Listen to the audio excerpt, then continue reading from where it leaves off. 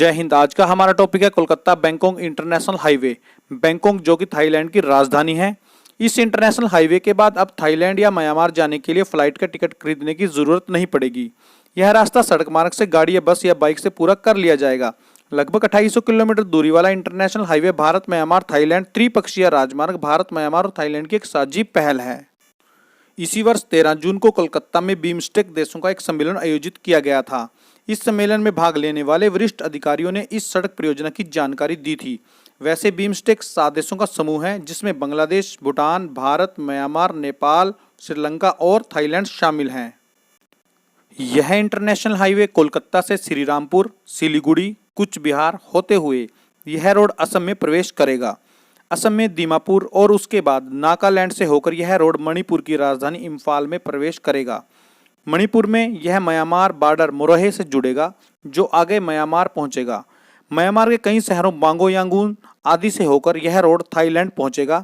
Thailand के कई शहरों से गुजरते हुए यह इंटरनेशनल हाईवे थाईलैंड शहर माई सोत पहुंचेगा। इस हाईवे का ज्यादातर हिस्सा भारत से होकर गुजरने वाला है। इस राजमार्ग के बनने से न केवल 3 देशों को जोड़ा जा सकेगा बल्कि यह रोड बनाने का असली मकसद नॉर्थ ईस्ट के इंफ्रास्ट्रक्चर को मजबूती देने के साथ भारतीय माल को सड़क मार्ग से बाकी एशियाई देशों तक पहुंचाना है ताकि चीन को टक्कर दी जा सके, क्योंकि चाइनीज माल से एशिया के बाकी देशों की मार्केट भरी पड़ी है। सड़क मार्ग से सामान भेजने की वजह से सामानों के निर्यात का खर्च काफी कम हो जाएगा, जिससे अंतर्राष्ट्रीय स्तर पर भारत को व्यावसायिक रूप से अपनी पैठ बनाने में काफी मदद मिलेगी।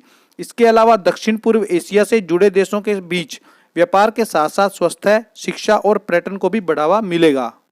यह राजमार्ग परियोजना भारत की सबसे महत्वाकांक्षी लुक ईस्ट पॉलिसी का एक हिस्सा थी, जिसे भारत के तत्कालीन प्रधानमंत्री अटल बिहारी वाजपेयी ने सन 2002 में भारत और दक्षिण पूर्व एशियाई देशों के संघ के बीच व्यापार को बढ़ावा देने के लिए परियोजना का प्रस्ताव रखा था। उस प्रस्ताव में इस राजमार्ग को कंबोडिया होते हुए वियतनाम फिर लाओस तक पहुंचने की बात थी। बाद में यह परियोजना केवल कागजों पर ही रह गई थी और प्रधानमंत्री नरेंद्र मोदी के सत्ता में आने के बाद इस पर दोबारा काम शुरू किया गया था। इस त्रिपक्षीय सड़क परियोजना का काम सन 2027 तक पूरा कर लिया जाएगा। जय हिंद।